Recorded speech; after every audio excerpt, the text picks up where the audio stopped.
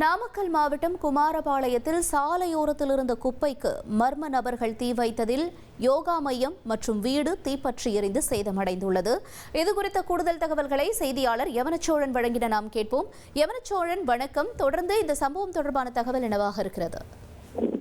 வணக்கம். நாமக்கல் மாவட்டம் குமாரபாளையம் நகராட்சிக்குட்பட்ட குள்ளங்காடு கலைவாணி தெருப்பகுதியைச் சேர்ந்தவர் ஜெயக்குமார். இவருக்கு சொந்தமான இடத்துல முருகன் அப்படிங்கிறவர் யோகா மையம் வச்சு நடத்திட்டு வராரு. இந்த பகுதியில் கடந்த ஒரு வார காலமா சேகரிக்கப்பட்ட குப்பைகளை நகராட்சி தூய்மை பணியாளர்கள் ஜெயக்குமார் வீட்டின் முன்பு சேகரித்து வைத்திருந்தனர். இதனால் ஏராளமான குப்பைகள் அவ்விடத்தில் கொட்டி கிடந்துள்ளது.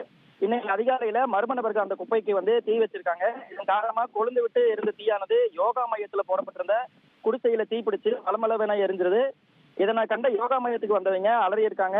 அதனை தொடர்ந்து அருகில் இருந்தவங்க தண்ணீர் கொண்டு தீயை அணைக்க முயன்றனர். தீ கட்டுக்குள் அடங்காமல் வேகமாக பரவியது. இதனால் அருகில் இருந்த வீடுகளிலும் தீ பரவியது. இது குறித்து தகவல் இருந்த குமாரபாளையம் தீயணைப்புத்துறை வீரர்கள் விரைந்து தண்ணீர் பீச்சி எடுத்து தீயை அணைத்தனர். இதில் வீட்டில் இருந்த உடைமைகள் சுமார் 3 லட்சம் ரூபாய் மதிப்பிலான 2 சக்கர வாகனங்கள் மற்றும் இதர பொருட்கள் இருந்து தீக்கிரையானது. இது குறித்து குமாரபாளையம் போலீசார் வழக்கு பதிவு செய்து விசாரணை மேற்கொண்டு வருகின்றனர். மேலும் நகராட்சி நிர்வாகம் சார்பில் பெறப்படும் குப்பைகளை தூய்மை பணியாளர்கள் சாலை ஓரங்களில் கொட்டி எரிக்கிறது இது போன்ற விபத்துக்கு காரணம் என சமூக ஆர்வலர்கள் குற்றம் சாட்டி வருகின்றனர். ட்ரெண்ட் ஆக்கிக்கோங்க. 2.5 கோடிக்கும் அதிகமான தந்தி டிவியின் சப்ஸ்கிரைபர்ஸ் அண்ட் ஃபாலோவர்ஸ் குடும்பத்துல நீங்களும் இணையுங்க.